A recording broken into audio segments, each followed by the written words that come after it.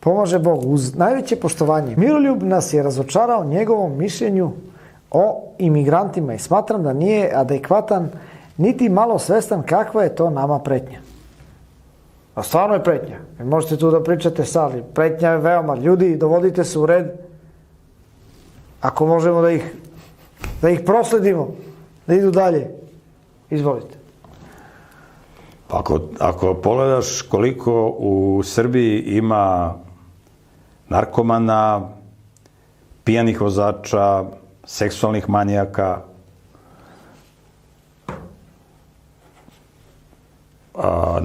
imigranti su minorni procenat u odnosu na ove koje sam malo pre nabrojao.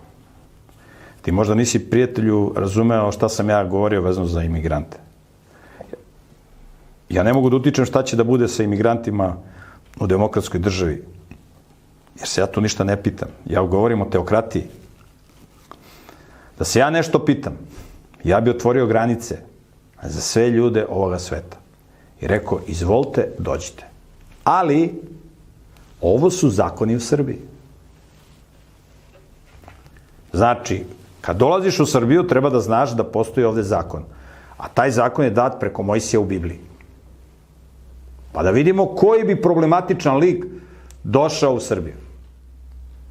Ti imigranti koji prave problema, oni prave probleme zato što znaju da su zakoni u Srbiji liberalni, jer su Srbiji nametnuti evropski zakoni. Da je Srbija teokratija, ja ti kažem da niko od tih problematičnih imigranata ne bi došao u Srbiju. Niko. Došli bi oni koji su pametni, hoćeš da živiš moralno, po Božjem zakonu, hoću. Evo ti, bato, komad zemlje, evo daćemo ti materijal da napraviš kuću, ako ima neka kuća koja se ne koristi, daćemo ti da živiš moralno, rađaj decu, vaspitava ih, da žive moralno. Izvoli, to je biblijski pristup. Nisam ja za to da u Srbiju dolaze kriminalci. Ali ja se tu ništa ne pitam. Tako da ja sam rekao da se ja nešto pitam, da je teokratija na državno uređenje Srbije, onda bi bilo, izvolite, kogod hoće nek dođe. I ti sa dobrim zakonima pročistiš Srbiju. Jednu državu. Ne mora da bude Srbija, može bilo koja.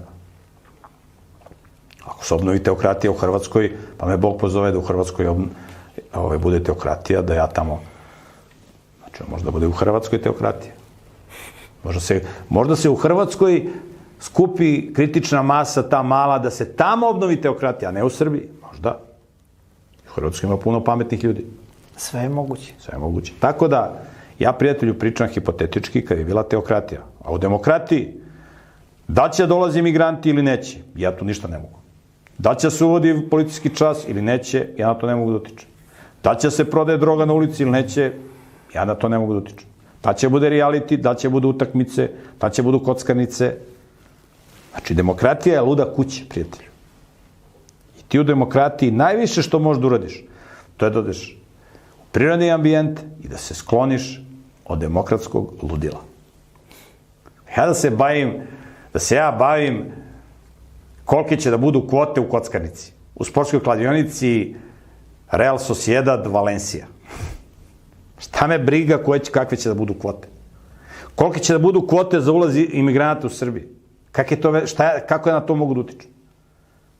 Ja se time ne bavim, ja se ne bavim da li će da uvode vakcinaciju protiv korone. Ja neću time se bavim. To nije moj domen. Se ja bavim imigrantima. Ja sam rekao, ako se obnovi teokratija, onda bi bilo tako i tako i tako. Tako da nisi ti, prijatelj, dobro, nisi pravo uši kad sam ja o tome pričao. Znači, malo plakneš uši, voda, tuš. Samo nemoj nešto piće da koristiš, jer one oštećuju sluzokožu ušiju. Samo vodom i peškirom ovako. I onda ćeš slušaj samo šta ja pričam i niš se ne brini.